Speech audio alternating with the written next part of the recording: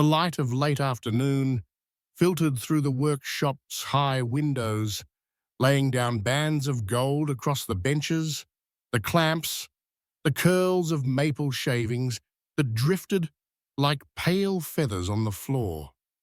The air was alive with the scent of spruce and varnish, sharp, sweet, holy. Each breath tasted of wood and age and patience. In the heart of that sacred chaos sat Antonio Stradivari, his back slightly bent, his hair white as candle ash.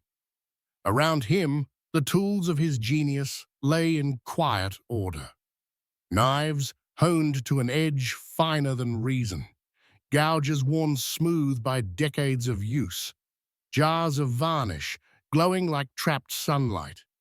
And beside him, younger by more than half a century, worked Luca Oren, his apprentice, barely 21, with hands that shook not from fear but reverence. Luca scraped a slender rib of maple against the light, listening as his master had taught him, for the whisper that told him when it was thin enough to sing. "Listen," Stradivari said softly, his Italian laced with the grain of age. "You hear it?" Luca stopped, tilting his head. The rasping of steel against wood fell silent. Through the still air came a faint sound, almost imagined. A low hum, deep in the fibers of the maple. "It breathes," Luca murmured. Stradivari smiled, that tired, gentle smile that had frightened emperors and humbled kings. "Every violin breathes before it sings. The wood remembers the forest. Our hands must teach it to forget." The master returned to his own work, a violin nearing completion, its scroll curling upward like the frozen flame of a candle. Luca watched him for a moment. The old man's fingers moved with the precision of a prayer, as though the instrument were not being made, but revealed. Outside, the bells of Cremona tolled the hour. The streets beyond the workshop were alive with the world, merchants crying their wares, carts rattling over cobblestones, the laughter of children bouncing through alleys that smelled of bread and rain. But within these walls, time did not pass. It only gathered, layer upon layer, in the lacquer and dust, in the silence between notes. When the final seam was sealed, and the varnish laid upon the belly of the violin, the sun was already dying behind the rooftops. The whole workshop glowed, not from the light of day, but from the quiet radiance of completion. Stradivari set the violin down upon a linen cloth, as one might lay a newborn in its crib. He breathed out slowly. "This one," he said, "will outlive us both." Luca could barely speak. "It's perfect." The master shook his head. "Perfection is for God.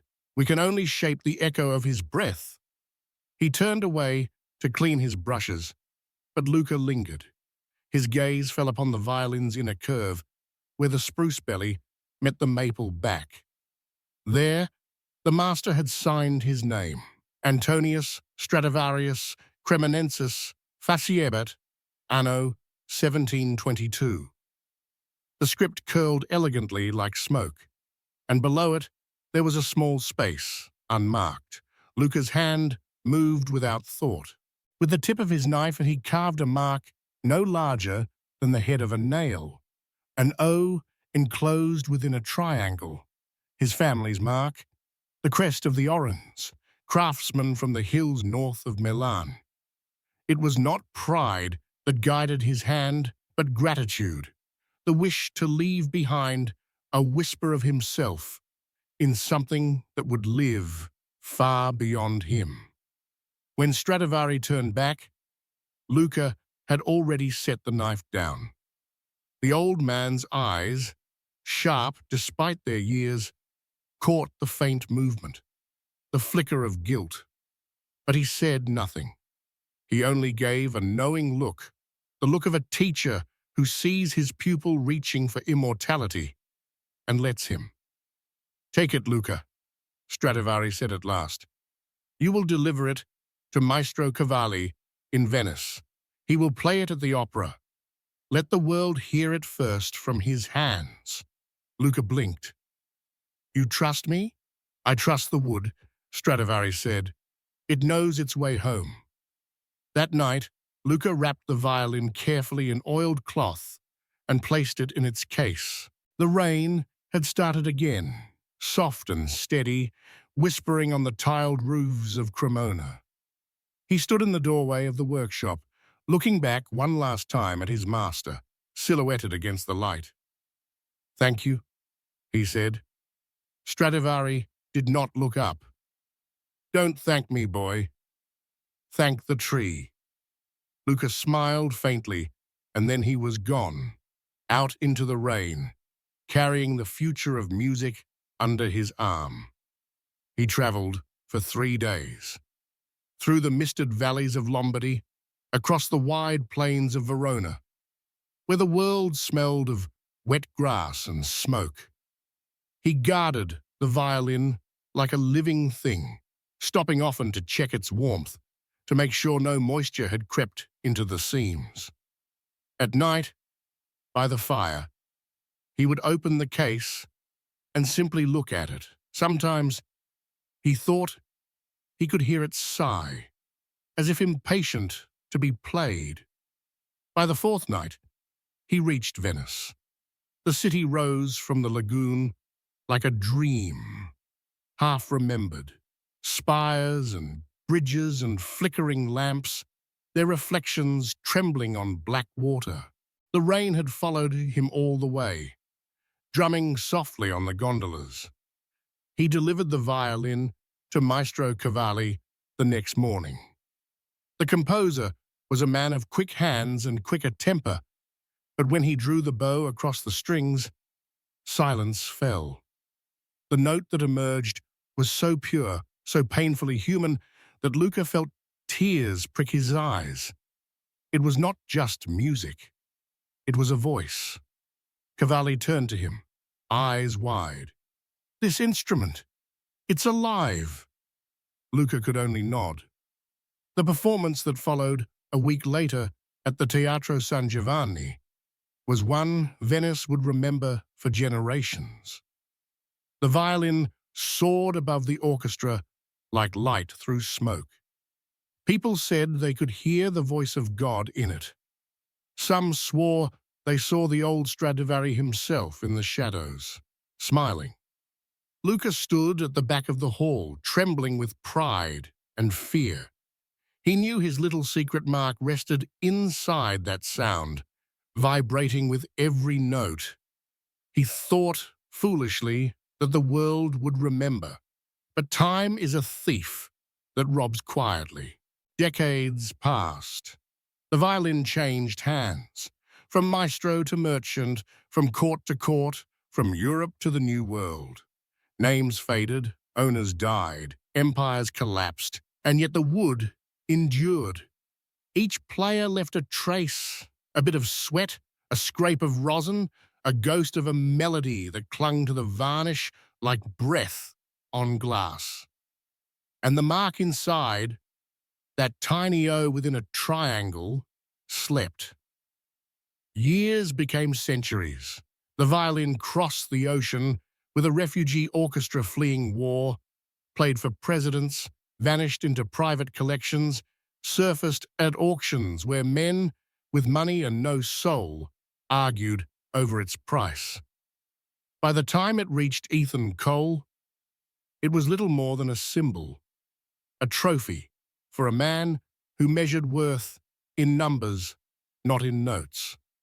He kept it in a glass case in his New York penthouse, where no one ever played it, until one day, a careless guest knocked it over. The fall split the neck clean from the body, cracking 3 centuries of silence in a single instant. Cole cursed again, then laughed, because for him, loss was just another kind of transaction. And so, when he heard of an old carpenter in Vermont, a man said to restore anything made of wood, he sent the broken Stradivarius to him. The rain fell again that night, 300 years after Luca Oren first stepped out of Cremona. It fell on a small wooden workshop by the river, where Matthew Oren, the last of Luca's line, bent over his bench and unlatched a velvet case. Inside lay the shattered violin. His fingers trembled as he traced the grain. And then, under the varnish, beneath centuries of varnish and sweat, he saw it, faint, almost gone. The triangle with the O. He froze. The sound of the rain outside blurred into the rush of blood in his ears. "It can't be," he whispered. But it was. The past had come home, and the old man began to weep. The morning light in Montpellier had a way of filtering through the trees as if reluctant to commit, pale, hesitant, catching on the mist that clung to the river like breath. The workshop by the water stood there as it had for 50 years. A crooked wooden building with smoke-grey shingles, its windows fogged with the memory of winters. Inside, Matthew Oren moved with the careful rhythm of someone whose life had been measured in wood grains and quiet hours. He hadn't slept since the violin arrived. The moment he saw the cracked neck, the splintered bridge, he had known this was no ordinary repair. There were breaks that could be fixed with glue and clamps, and there were those that demanded reverence. This was the latter. He hadn't told anyone, not even his apprentice, that he'd found the mark. That faint triangle with the O burned into the inside rib. So shallow it could vanish under the light if viewed from the wrong angle. The mark of his blood. He had traced out it with the pad of his thumb again and again until the edges bruised, as though touch could bridge 3 centuries. Now, as dawn settled into the room, he laid the pieces of the violin before him like relics on an altar. The maple glowed faintly, even in ruin. He reached for his magnifying lamp, bending closer, breathing in the scent of old varnish, a scent that seemed to hum with ghosts. It had survived oceans, wars, hands that didn't understand it, hands that did, and somehow it had found its way here, to him, the last Oren. He whispered, "Welcome home."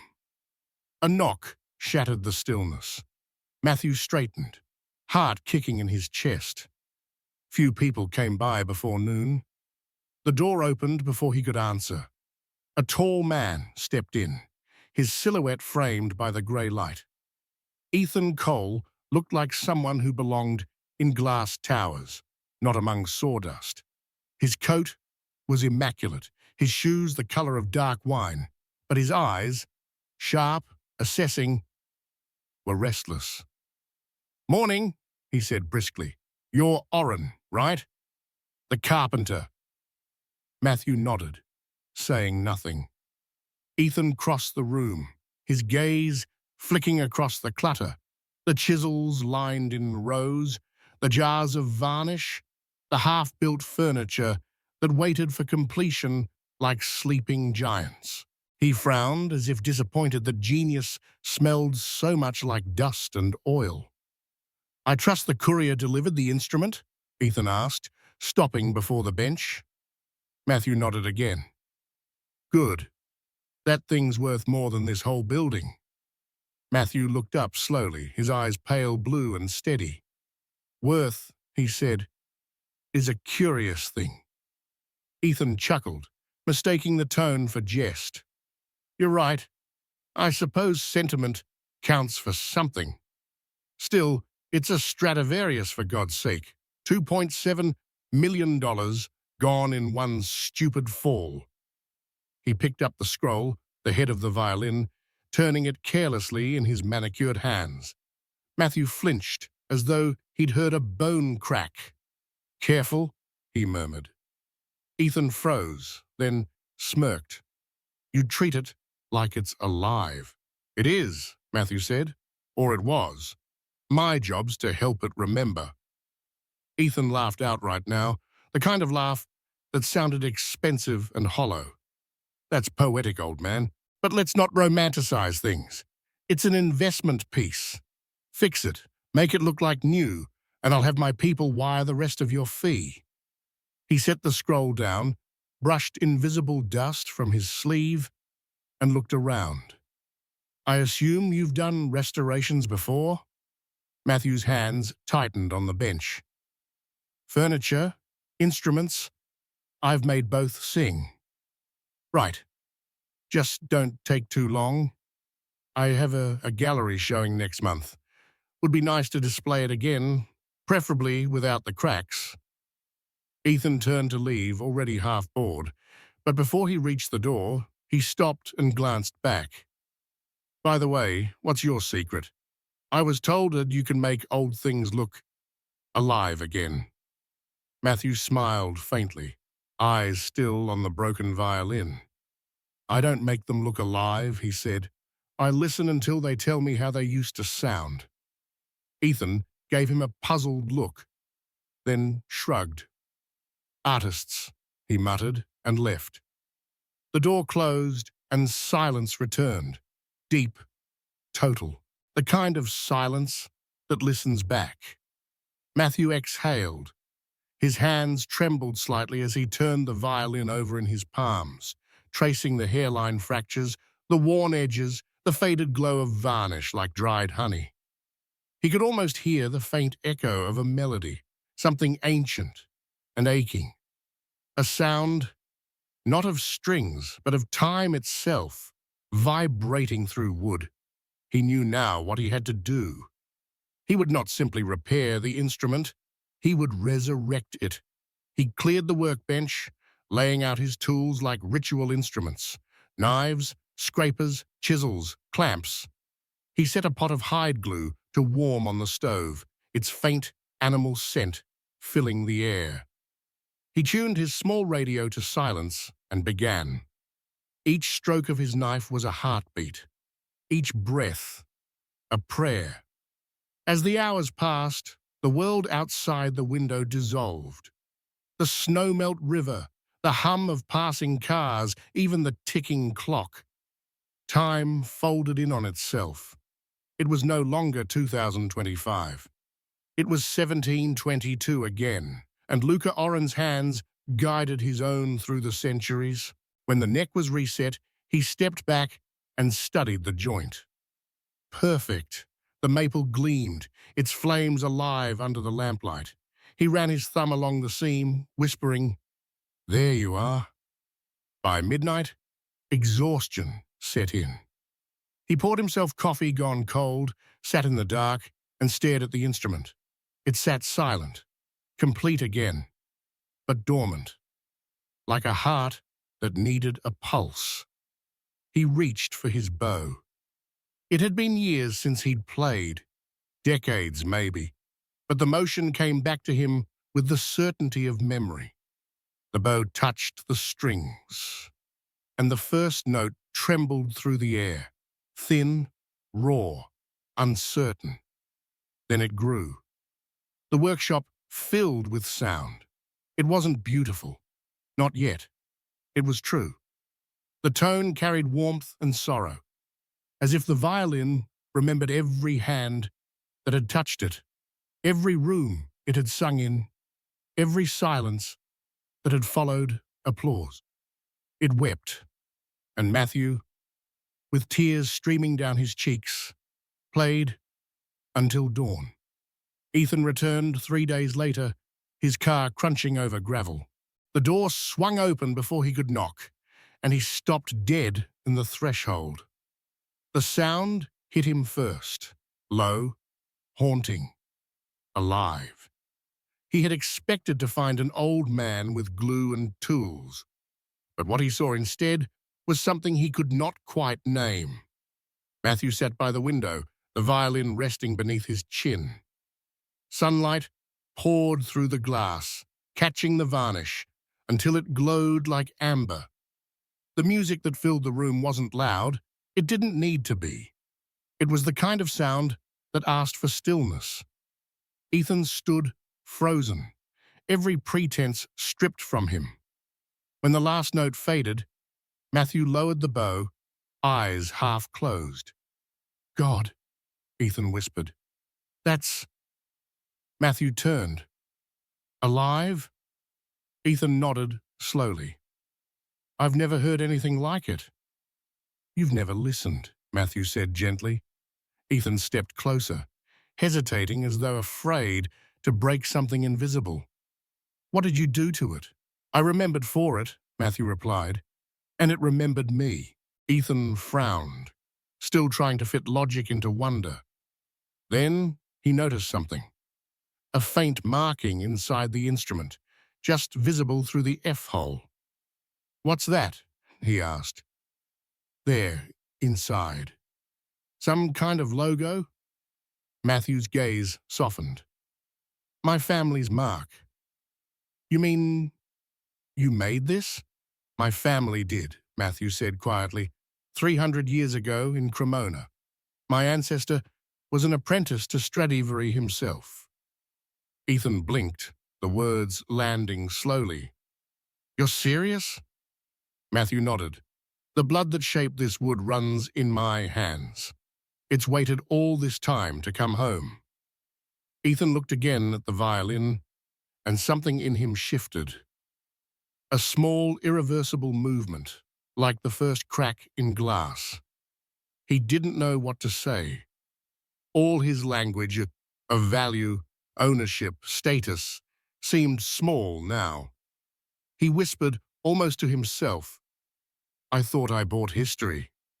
Matthew smiled. "You can't buy history, Mr. Cole. You can only listen to it." Ethan stood there a long while, watching as Matthew gently polished the wood. His movements, slow, loving. The workshop seemed to hum around them, alive with a quiet that wasn't silence at all, but the sound of centuries breathing. Finally, Ethan said, "When it's finished, what will you do with it?" Matthew looked up. "That depends. Do you want to keep it locked in a case again?" Ethan hesitated. He thought of his glass apartment, the lifeless beauty of it, the sterile quiet. "No," he said softly. "I don't think I can." "Then let it sing," Matthew said. "That's what it was made for." When Ethan left that afternoon, he carried the violin with both hands, as though afraid it might vanish. Outside, the snow had melted into the first hint of spring, the river swollen and bright under the weak sun. He didn't drive straight back to New York. Instead, he stopped at a small community hall in town, where a young violinist was rehearsing. He asked her, awkwardly, almost shyly, if she would play something for him. When she drew the bow across the strings, the sound filled the room with the same breath Matthew had awakened. Ethan felt it vibrate through him, through the walls, through time itself. For the first time in years, he felt small, and in that smallness, free. That night, Matthew sat alone in his workshop. The space felt different now, lighter. On the bench lay a slip of paper he'd been afraid to read before, a letter his father had written decades ago, sealed in a violin case that had long since fallen apart. He unfolded it slowly. The ink was faded, but the words were clear. If the world forgets what our hands have made, let one of us remember, for the soul of wood does not die. It waits. Matthew smiled, his eyes burning. Outside, the river murmured like a lullaby. He looked at his tools, at the empty spot where the violin had rested, and felt no sorrow, only peace. He turned off the lamp.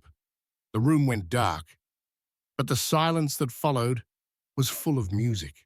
The days that followed were washed in a kind of golden stillness.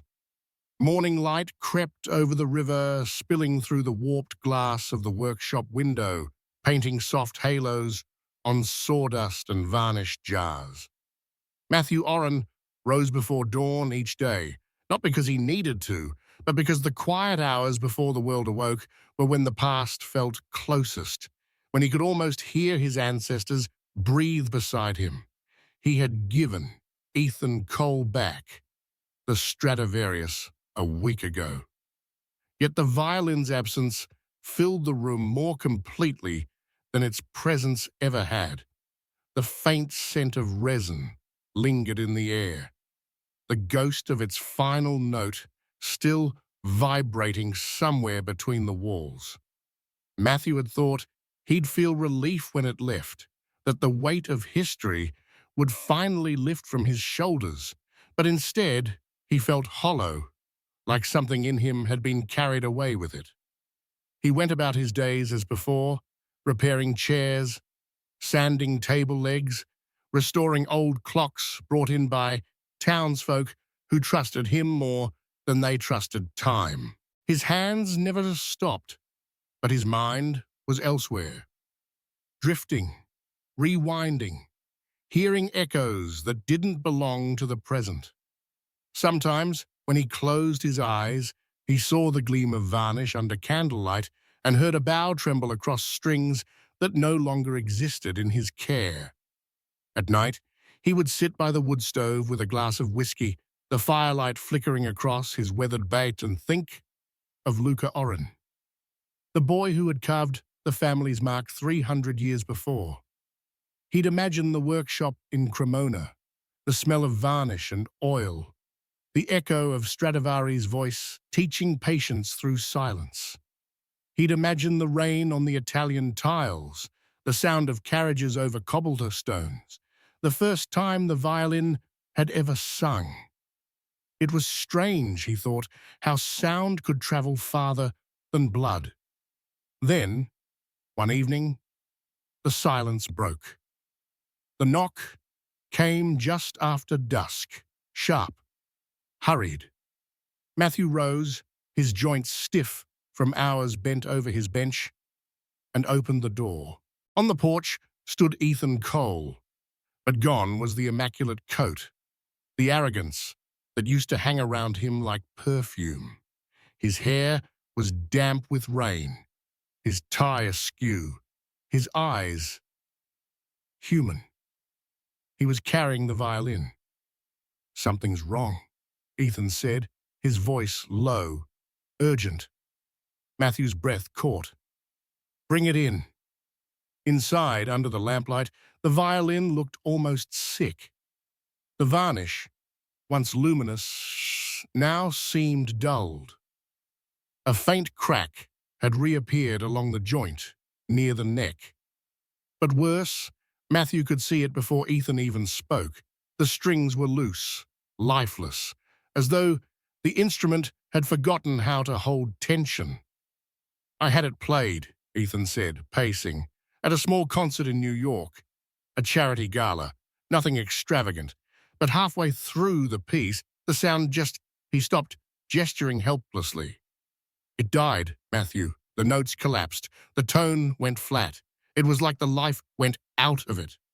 The musician swore something inside gave way. "I brought it to an appraiser, and he said it was fine. But I know it's not." Matthew placed the violin on his bench with the tenderness of a surgeon lifting a patient from a stretcher. He leaned close, listening, not for sound, but for presence. Then he closed his eyes and breathed in deeply.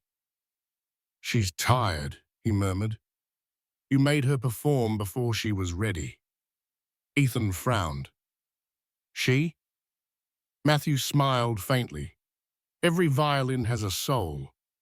You don't force one to speak before it remembers its name." Ethan ran a hand through his hair. "I didn't know. I know what you thought," Matthew interrupted gently, "that beauty is something you can display.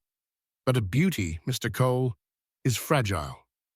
It must be lived with, not owned." Ethan's shoulders slumped. "Can you fix her again?" Matthew hesitated. "Maybe, but this time it won't just be the wood." He gestured to the chair by the stove. "Sit. Listen." Ethan sat, confused, as Matthew took out his tools again. Not the chisels and knives this time, but the small brush he used for varnish and the cloth he used for cleaning. His movements were slow, almost ceremonial. He began to speak as he worked. "My family built instruments in Cremona before America was even a whisper," he said quietly. "They believed that the wood carried memory, that every touch, every sound, stayed inside it. When Stradivari died, his apprentices carried on his craft, but not his heart. Some of them, like my ancestor Luca, fled the city when plague came. They took their tools and their knowledge and crossed seas. They built furniture, floors, coffins, anything that could pay, but they always listened for that one sound that could make the past live again." He paused, turning the violin under the light. "This instrument has traveled through more hands than either of us can imagine. Every player left a piece of themselves behind. That's why it's fragile, because it's full." Ethan watched him, something softening in his face. "You talk about it like it's human." Matthew looked up. "It's more human than most of us." He opened the violin case, fully now, his fingers brushing the interior lining, and frowned. "What's this?" Ethan leaned in. There, pressed into the velvet lining, was a small scrap of paper, yellowed and brittle. It had probably slipped loose from the instrument itself during transit. Matthew picked it up delicately, unfolding it. The ink had faded to brown, the script tight and elegant. "Italian, old-fashioned," he read aloud. "To whoever holds this instrument, if it falls silent, it is not broken. You must find the hands that remember its birth. Only then will it sing again." Ethan exhaled, stunned. "Who wrote that?" Matthew's eyes glistened. "My ancestor, Luca Oren." For a long moment, neither man spoke.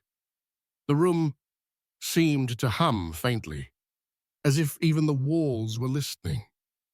Then Matthew straightened, setting the note aside. "She needs to be played again, but not by you or me, by someone who can love her without expecting her to prove anything." Ethan blinked. "Who?" Matthew turned toward the window, where the reflection of the river shimmered in the dark. "There's a girl in town, the one you heard playing at the community hall, remember? Her name's Clara Jennings. She plays for the joy of it. No fame, no gallery, no price tag, just music." Ethan nodded slowly. "Then she should have it." Matthew looked at him in surprise. "Just like that?" Ethan laughed quietly. "I think I've owned enough things that never belonged to me. Maybe it's time I give one back." For the first time since they'd met, Matthew felt something close to respect for the man. They spent the rest of the evening restoring the violin together. Ethan holding the lamp, Matthew working glue into the small fractures, his hands steady as he rejoined what time had separated. When they were done, the violin looked whole again, glowing faintly in the lamplight like a living ember. Matthew drew the bow once more, testing the strings. The sound that emerged was softer now, humbler, but no less beautiful. It was as if the instrument, too, had learned something about being human. When the final note faded, Matthew looked up. "Tomorrow," he said, "we take her to Clara." Ethan nodded. The next morning dawned bright and cold, the river carrying a thin sheen of ice along its edges. Matthew and Ethan walked side by side through the quiet streets of Montpelier, the violin wrapped in its case, neither speaking. The town was small enough that everyone they passed nodded in greeting, curious to see the millionaire walking beside the carpenter. They found Clara in the church hall, rehearsing for Sunday service. She was young, maybe 20, with hair the color of copper, and a smile that seemed to apologize for its own warmth. When she saw the two men, she lowered her bow, uncertain. "Mr. Orrin," she said, "you came back."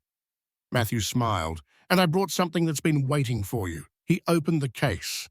The light caught the varnish, and for a moment the entire room seemed to glow. Clara gasped. "Is that—" "It was," Ethan said. "Now it's yours." She looked from one man to the other, confused. I can't accept that. It's priceless." Matthew shook his head. "Nothing is priceless if it never fulfills its purpose. Play it." Clara hesitated only a second before lifting the violin. The bow touched the string, and the first note that filled the hall was unlike any sound they had ever heard. It was soft but vast, like the voice of a cathedral. It carried warmth and sorrow, laughter and prayer, all bound together. Ethan felt his throat tighten. Matthew closed his eyes, listening not just with his ears but with his blood. The violin had come home. When Clara finished, she looked up, tears shining in her eyes. "It feels alive." "It is," Matthew said softly. "It always was." Ethan turned to him. "What will you do now?" Matthew smiled, though his eyes looked distant, as if already seeing something beyond. "Now, I think I'll rest. My part's done." Ethan reached out, shaking his hand.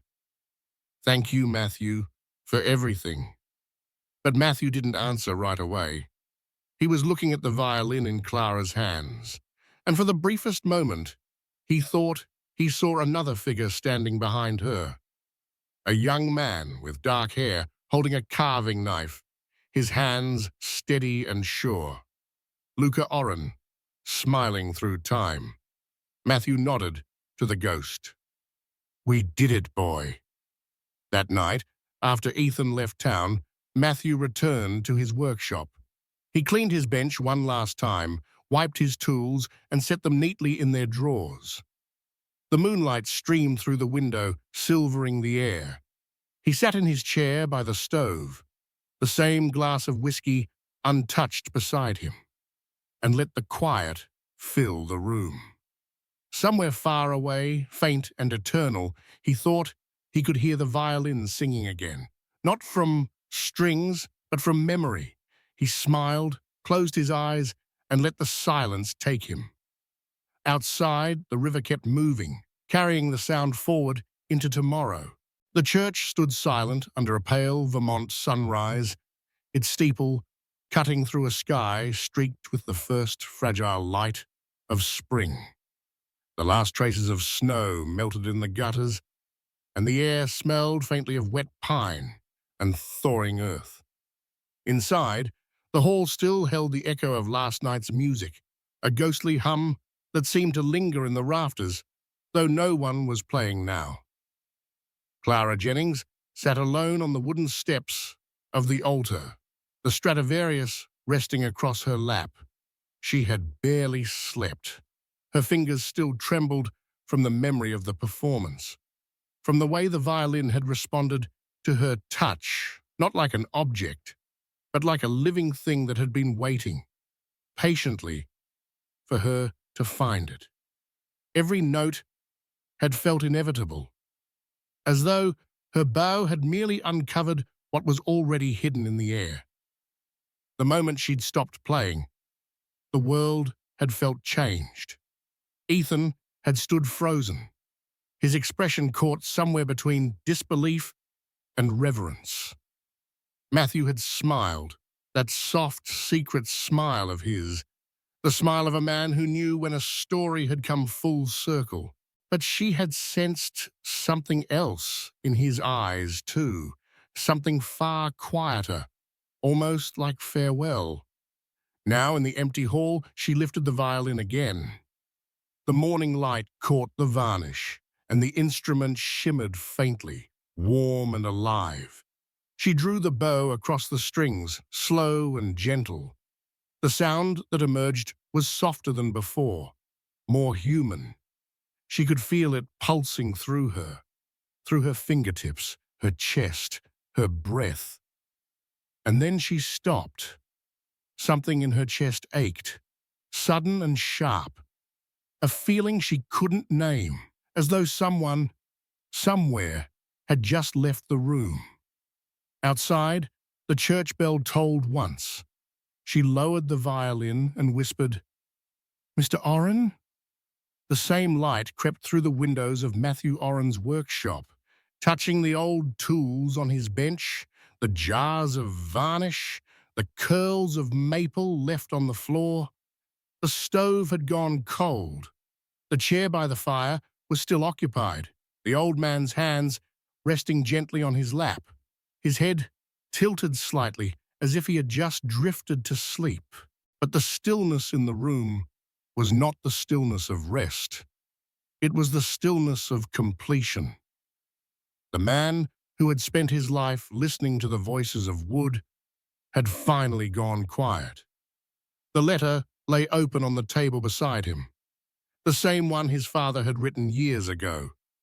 A single line underlined twice in faded ink. The soul of wood does not die. It waits. And it had waited. Through 3 centuries, through the touch of countless hands, until it found him. Now it would wait again, but not for him, for someone else. The door creaked open. Clara stepped inside, her breath catching in the cold air. She knew before she saw him. The silence told her everything. She stood there for a long time, not crying at first, just breathing, letting the truth settle over her like snow. When she finally crossed the room, she knelt beside him. His face was calm, almost smiling, his eyes closed, as if he were listening to something she couldn't yet hear. "Thank you," she whispered, her voice breaking, "for everything." Her gaze drifted to the workbench, where the faint trace of sawdust still clung to the surface. She reached out and brushed her fingers across it, as though she might still feel the warmth of his hands. Something caught her eye. A small wooden box, half hidden beneath the bench, simple and unmarked. Inside was a folded envelope and addressed in shaky handwriting. "To whoever hears the wood sing." Her fingers trembled as she opened it. "If you are reading this, the violin has found its voice again. I have given it back to time, and time has given it to you. Do not keep it locked away. Play it. Let it gather stories. When its sound begins to change, find another listener. That is how the living stay alive." At the bottom, beneath his name, Matthew had drawn the same small symbol that had traveled across centuries, the triangle with the O inside. Clara pressed the paper to her chest, tears finally falling. The room around her seemed to hum faintly, as if the walls themselves remembered. She looked toward the corner of the workshop, where the old radio sat, its speaker silent. She turned the dial out of instinct, and the static that filled the air almost sounded like strings, Faint, fragile, familiar. She smiled through her tears. "I'll keep it singing," she said, and for a moment she thought she heard another voice, distant, warm, carried on the static like breath. "Good girl." Ethan Cole returned to Vermont 3 days later. He didn't come in a suit or bring his usual entourage. He drove himself alone, in an old pickup borrowed from a friend. When he reached the workshop, he found the door ajar and the faint smell of varnish still in the air. Clara was there, sorting through Matthew's tools. She looked up, her eyes red but steady. "He's gone," she said simply. Ethan nodded. "I know. I heard from the sheriff." They stood in silence for a long while. The quiet between them wasn't awkward, it was sacred. Finally, Clara gestured to the violin resting in its case on the bench. "He wanted it to be played," she said. "Always." Ethan stepped closer, looking at the instrument. The light from the window caught the curve of its body, the faint gleam of its varnish. "He brought it back to life," he murmured. "And then he gave it away." Clara nodded. "He said my only lives if it moves." Ethan took a slow breath. "Then it shouldn't stop with you either." She frowned, not understanding. Ethan turned toward the door. "There's something I need to do," he said. Something he would have wanted. 2 months later, the Vermont Chamber Hall hosted a concert unlike any other. The program bore a simple title, The Oren Legacy, a Stradivarius Returns Home. The seats were full, musicians, collectors, students, townsfolk, even a few who had come out of curiosity after reading about the millionaire who gave up his violin. On stage, under soft amber lights, stood Clara Jennings, her bow poised above the strings. When she began to play, the room fell into reverent stillness. The sound that rose from the violin was nothing short of holy. It was not loud or flawless or showy. It was alive. Every note carried warmth, the memory of hands long gone. Lucas, Matthews, all the invisible craftsmen who had shaped and loved the wood. Ethan sat in the front row, his eyes fixed on the instrument, but his mind somewhere else entirely. He thought of Matthew's words, "Beauty must be lived with, not owned." And for the first time, he understood. When the final note faded, Clara lowered her bow and looked toward the front row. Her eyes met Ethan's. He nodded once, the smallest gesture of approval, and she smiled through the tears she didn't bother to hide. The audience rose in silence, not clapping yet, as if afraid to disturb what they'd just witnessed. Then, slowly, applause swelled like a tide.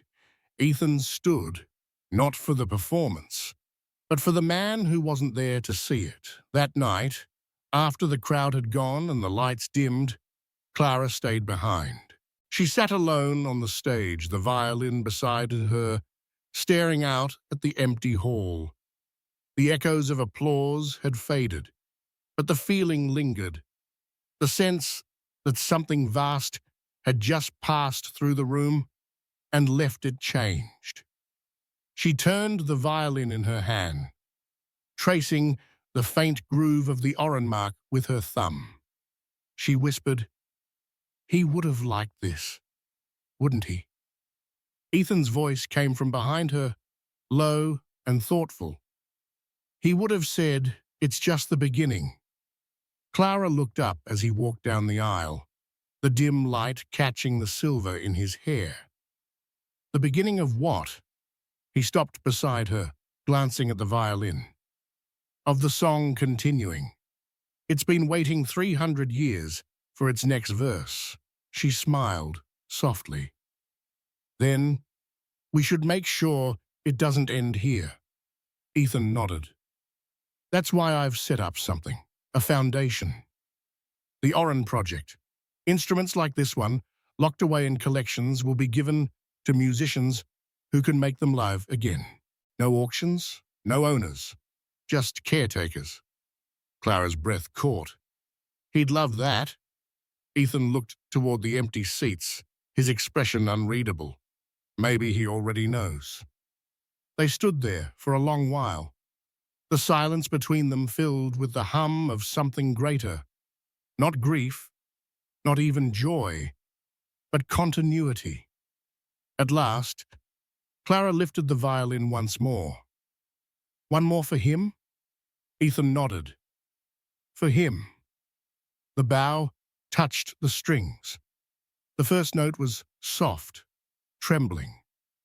Then stronger, warmer, rising through the hall.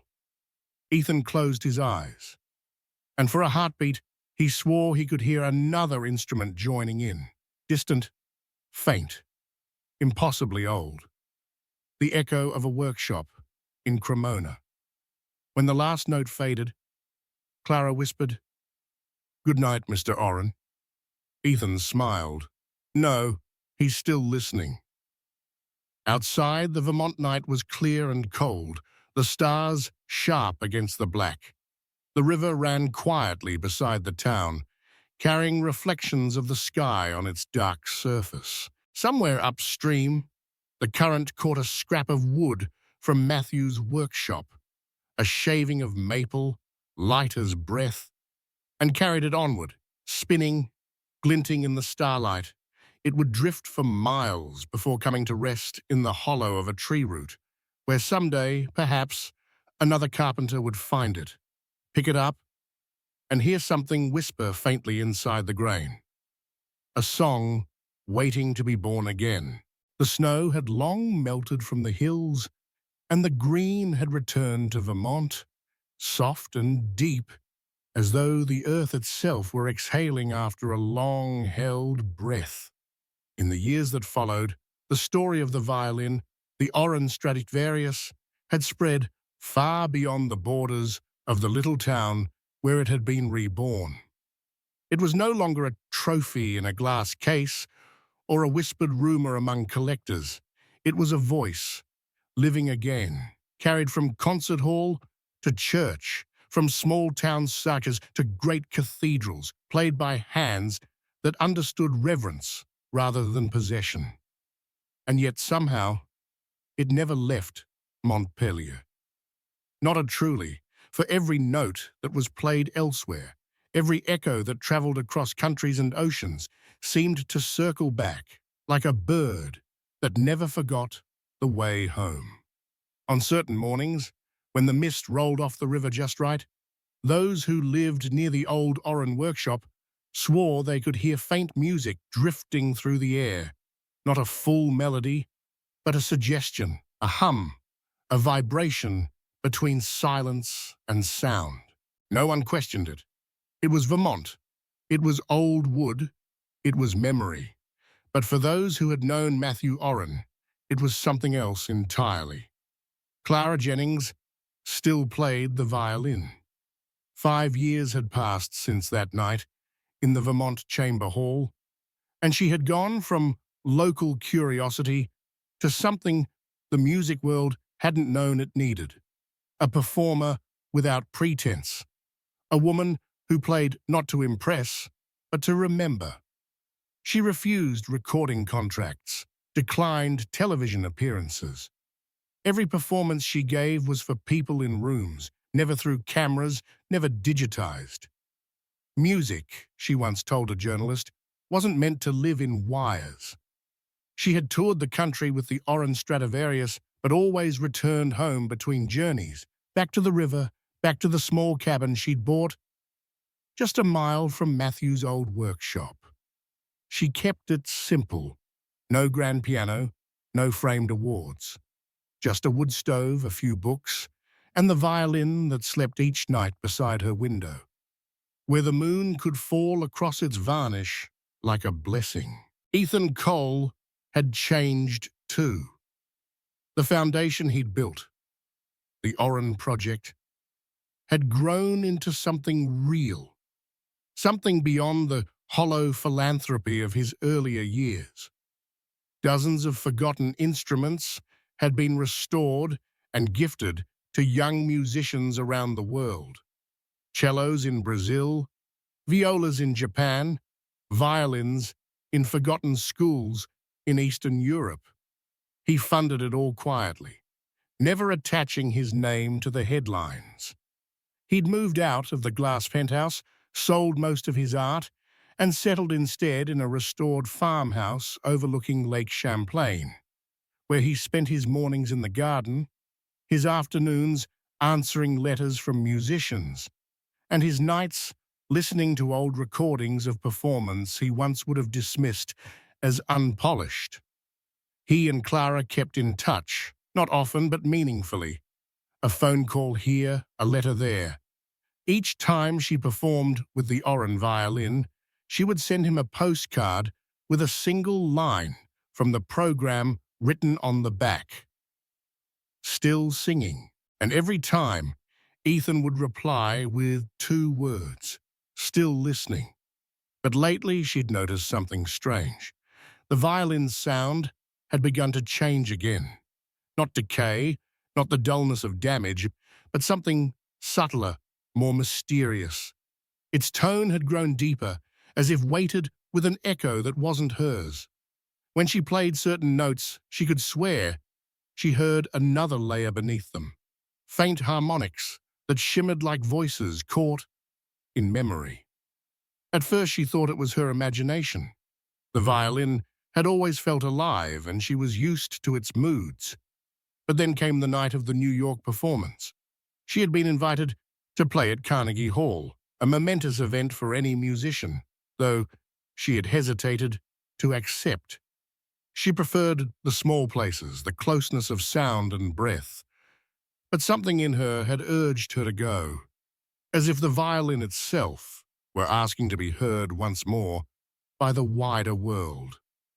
When she walked onto the stage that evening, the lights blinding, the audience holding its collective breath, she felt the weight of history pressing through her hands. She raised the bow, drew the first note, and froze. It wasn't wrong, not exactly, but the sound was other. It was fuller, rounder, touched by something ancient. Each phrase she played felt as if another violin were answering her just out of sight. The audience didn't notice. They heard beauty and marveled, but she knew. Something had awakened inside the wood again, something beyond her touch. When the performance ended, the crowd roared to its feet, but Clara didn't bow. She stood still, her eyes fixed on the instrument in her hand. The applause battered around her, replaced by a hollow silence. She could almost feel the vibration of another bow, moving somewhere beyond time. That night, she didn't go to the reception or the dinner arranged in her honor. She packed the violin into its case, left through a side door, and took the first train north. By morning, she was back in Vermont. The cabin felt colder than usual when she arrived, but the quiet was a balm. She set the violin on the table and lit the stove.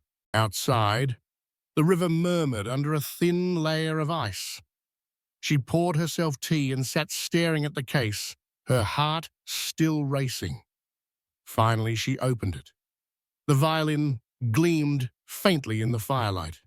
She traced its body with a fingertip, then looked through the F-hole into its hollow interior. There, where the old family mark had always been, she noticed something new. A tiny darkening of the grain, like a letter burned faintly into the wood. She leaned closer, narrowing her eyes. It wasn't possible, and yet she saw it clearly, an M carved beneath the Oren mark. "Matthew," she whispered. Her hand trembled. The carving hadn't been there before. She didn't sleep that night. Every creak of the cabin sounded like footsteps. Every gust of wind against the window seemed to carry a whisper. At dawn, she took the violin and walked to the old workshop. The building had been locked for years, left as it was, untouched since his passing. Dust lay thick on the windows, but the inside was exactly as she remembered. The tools in neat rows, the old lamp, the smell of varnish that somehow refused to fade. She set the violin on the bench, right where it had been born again.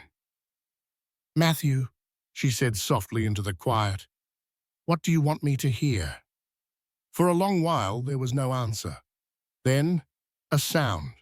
A single string vibrated, though no bow had touched it. Clara froze, heart pounding. She stepped closer. The sound grew, not a note this time, but a whisper, a resonance deep in the body of the instrument. It wasn't frightening, it was familiar, like a voice remembered from childhood. "Play," it said. The word wasn't spoken. It was felt. Clara lifted the violin. Her hands shook, but her bow found its place. She played one note, then another, then a melody she didn't recognize but somehow knew by heart. The sound filled the workshop, swelling, shimmering. And then she wasn't alone. A second violin joined, faint, ghostly, impossible. It wove around her melody, echoing and answering, the harmony rich and deep. Clara's tears blurred her vision. She knew that voice. "Matthew," she whispered, bow trembling. The music rose higher. The two instruments intertwined until they were no longer separate. One living, one remembered, speaking the same language of sound and soul. For a few perfect minutes, time vanished. The workshop, the river, the world beyond, all dissolved into pure resonance. When it ended, she stood in silence. Her bow arm frozen mid-air. The room was still again. The violin in her hands felt warm, almost pulsing. She lowered it slowly, her breath catching. The faintest trace of sawdust drifted from the bench, though no one had moved. She smiled through tears. "Thank you," she said. The wind outside picked up, carrying the scent of spring wood. The river hummed beneath it, not in music, but in harmony. Weeks later, Ethan received a letter in handwriting he recognized. Looping, steady, elegant. "Ethan, the violin has changed again. I think it's ready. I'm taking it back to where it began. Cremona. If the soul of wood never dies, maybe it still remembers the streets, the hands, the air it first knew. I need to let it go there, not as a possession, but as a pilgrim. If you want to come, meet me in Milan on the 14th. Clara." He read the letter 3 times. Then, without a word, he packed a small bag and booked a flight. When they met at the station in Milan, Clara was waiting with the violin strapped to her back, her face lit by the soft Mediterranean light. She looked older than he remembered, not in years, but in gravity, the way someone looks after carrying something sacred. "You really came," she said, smiling. "Of course," Ethan replied. "Wouldn't miss the end of the song." "Or maybe the beginning of another," she said. They travelled together by train, winding through the green plains of Lombardy, past villages that seemed unchanged since Luca Oren's time. When they reached Cremona, the city greeted them with sunlight on brick and the faint smell of varnish and river wind. They walked through narrow streets where violins still hung in shop windows, where craftsmen bent over benches, just as they had centuries before. Every turn seemed haunted by echoes of the past, not ghosts, but continuity. When they reached the small square where Stradivari's workshop once stood, Clara stopped.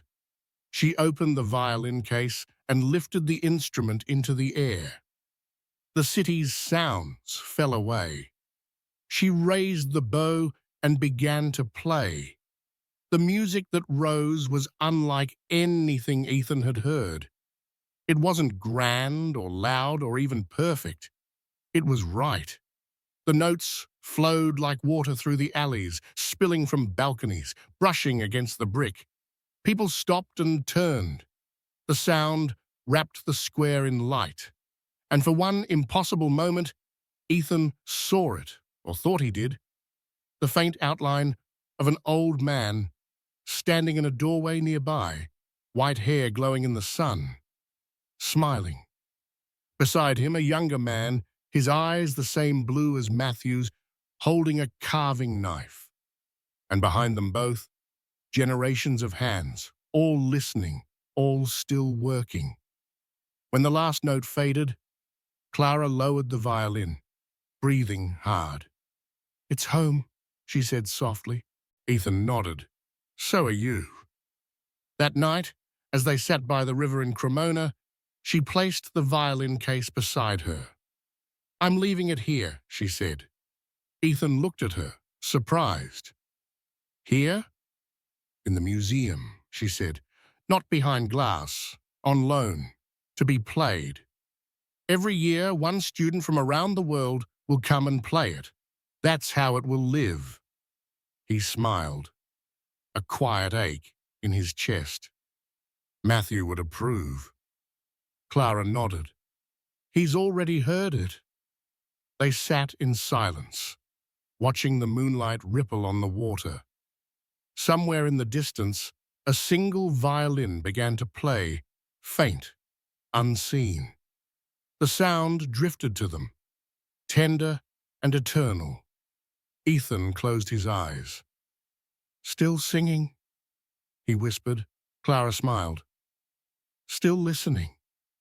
And the river carried the sound onward, into the night, across the centuries, toward the next pair of hands, waiting to remember. The first light of morning touched Cremona like a gentle hand, slipping between shutters, warming the worn cobblestones that had felt 3 centuries of footsteps.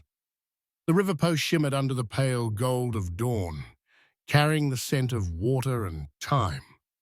Inside a narrow workshop tucked between 2 ochre buildings, the air smelled of resin and dust, of history suspended in sunlight.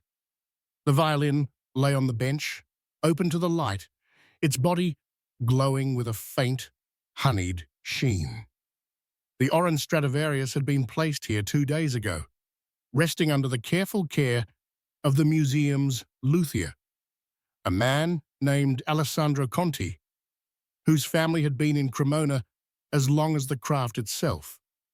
He had been told that this instrument carried ghosts, that it had crossed oceans and outlived its makers.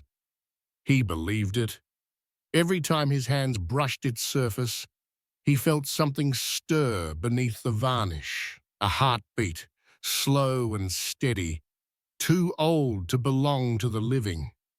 Outside, Clara Jennings stood in the square, her coat pulled tight against the chill.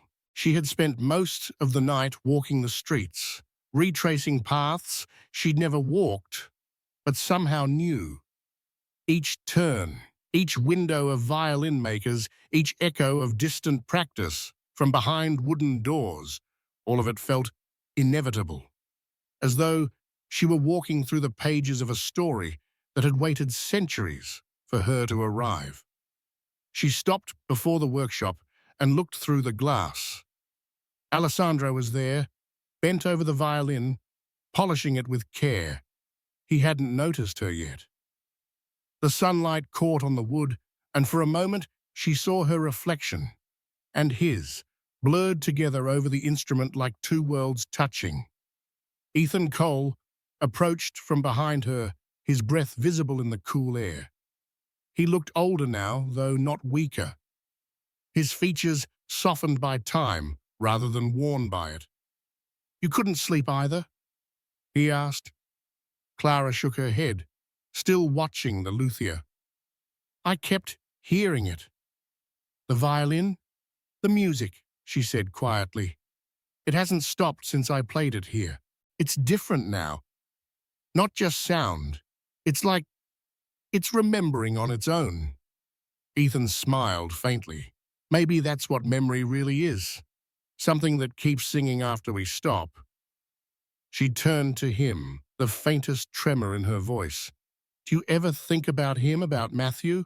"All the time," Ethan said. "Every time I touch wood, every time I hear music, he's everywhere now. You can't unmake something like him." They stood together in silence, watching the sun climb higher. A bell rang in the distance, soft and resonant. Clara exhaled, fog blooming in the air. "I'm leaving it here today," she said. "I know. It feels wrong," she admitted, "like saying goodbye to someone who isn't finished speaking." Ethan looked at her gently. "Maybe that's the point. Maybe we never finish. Maybe we just learn to let the echoes carry the rest." Her eyes shimmered. "Do you think he knew? When he died? Do you think he knew what this would become?" "I think he hoped," Ethan said, "and I think hope is the same thing as knowing, if you hold it long enough." Clara nodded. She looked back through the window. The violin glowed now as if filled from within. Alessandro lifted it and turned toward the door, seeing them finally. He opened it and motioned for them to come in. "Signorina Jennings," he greeted warmly, his accent thick but melodic. "It's ready." The workshop smelled of linseed and maple. Clara stepped inside slowly, reverently, as one might enter a chapel. The violin rested on a soft cloth. Perfect, patient, she touched the scroll lightly, tracing its spiral with her fingertip. "It feels alive," she whispered. Alessandro smiled. "They all do, if you listen closely. But this one breathes louder than most." He gestured toward the open space near the window. "Would you like to play it once more before it stays?" Clara hesitated, then nodded. Ethan stepped back, his arms folded, watching quietly.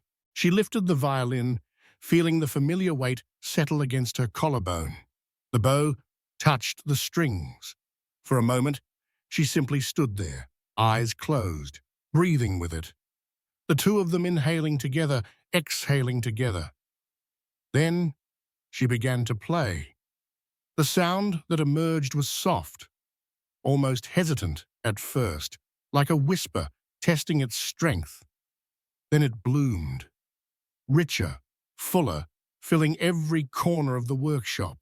It was not a performance, but a conversation, the bow asking questions, the wood answering in a language older than words. And then something began to happen. The air itself seemed to vibrate, trembling between the walls. The dust motes caught in sunlight danced faster, swirling in patterns as though drawn by invisible currents. Ethan felt it before he understood it. The sound changing, deepening, expanding beyond hearing. The violin wasn't just producing music, it was remembering it. Clara's bow slowed, but the notes didn't stop. For a heartbeat, they continued on their own. Soft, resonant, pure. She froze, eyes wide, and Ethan saw tears spill silently down her face. "Do you hear it?" she whispered. He nodded. The sound wasn't coming from her anymore. It was coming from the instrument itself, from the air trapped inside, from the centuries of hands that had touched it. It was Luca and Stradivari. It was Matthew. It was every note that had ever been played on its strings, all layered and alive. each one echoing faintly within the other. It was the sound of time remembering itself. Clara let the bow fall to her side. The final note lingered impossibly long before fading into silence, so complete it seemed to hum. The room held still. Alessandro crossed himself unconsciously. "That was," he began, then stopped. There was no word for it. Clara smiled through her tears. "He's still here," she said. Ethan's throat tightened. "Yes, always." She placed the violin gently back onto the cloth. "It's yours now," she said to Alessandro, "but promise me, don't let it sleep. Let people play it. Let it keep remembering." The luthier bowed his head. "I promise." They left the workshop together and stepped into the square. The sun was higher now, gilding the rooftops, the bells of the cathedral ringing over the city. For a long while, neither of them spoke. They just walked, their footsteps echoing on the stones, mingling with the faint, lingering strains of the last song. At the edge of the river, Clara stopped. She took off her gloves and dipped her hands into the cold water. "This river," she said, "it carried the wood that became the violin. Trees floated down from the Alps through this current to be carved and shaped here. I think it remembers them all too." Ethan looked at her. "Maybe everything remembers if we listen long enough." She smiled, still staring at the water. "Then I hope someday someone will remember us." "They will," Ethan said softly, "every time that violin sings." That evening, the town gathered in the small concert hall beside the museum. The violin had been placed at the front, under soft light, ready for the first of what would become an annual tradition, the Oran Night, when a chosen musician would play the instrument for the people of Cremona. Clara refused to take the stage again. She sat beside Ethan in the audience, her hands folded in her lap. A young boy, no older than 16, stood nervously in front of the crowd, the violin tucked under his chin. His bow shook slightly as he drew the first note. But the sound that came out was pure, steady, impossibly beautiful. Clara's breath caught. She knew that sound. It was the same warmth, the same gentle depth, and yet different, as though the violin were already adapting to new hands, new breath, new heartbeat. She leaned toward Ethan. "It's learning," she whispered. Ethan nodded, his eyes glistening. "It's alive." When the boy finished, there was no immediate applause, only silence, the kind that follows something sacred. Then, slowly, people began to rise, not clapping wildly, but softly, reverently, a wave of gratitude rather than noise.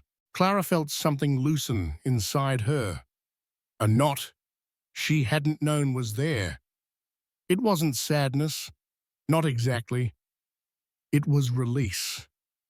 When the applause faded, she turned to Ethan. "It's time," she said. He smiled. "Where will you go?" She looked toward the open doors, where the last light of day poured into the hall. "Wherever the music leads." He reached out and took her hand. "Then, wherever you go, I'll keep listening." She squeezed his fingers once, gently, and stood.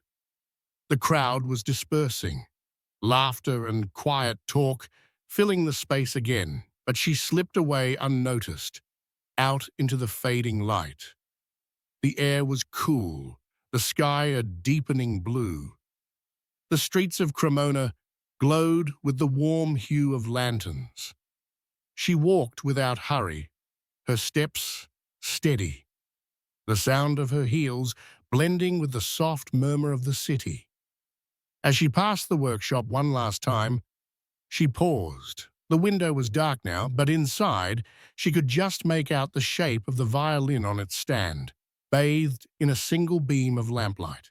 For a moment, she thought she saw movement, the faint outline of a man leaning over the bench, his head bowed in concentration. The vision shimmered like reflection on water. She smiled. "Good night, Matthew," she whispered. And then she walked on. Years later, the orange Stradivarius would become legend again, not for its value, but for its mystery.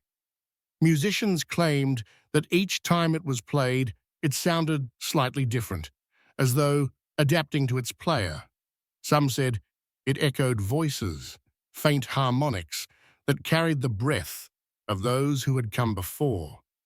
Others swore that during certain performances, if you closed your eyes, you could hear two violins playing, one from the stage and one from somewhere far older, hidden in the wood. No one could explain it. No one tried to. At the back of the museum, near the window where the sunlight fell just right each morning, there hung a small plaque. It bore no grand inscription, no names of donors or curators, only 4 words, carved by hand, each letter imperfect, each one trembling with meaning, still singing, still listening. Outside, the river ran on, through fields, through towns, toward the distant sea. And sometimes, when the wind shifted, the water carried with it a sound faint and fleeting, like the whisper of strings. It was not loud. It was not perfect, but it was enough. And somewhere beyond the reach of time, in a workshop that existed only in memory, a carpenter looked up from his bench, smiled, and listened.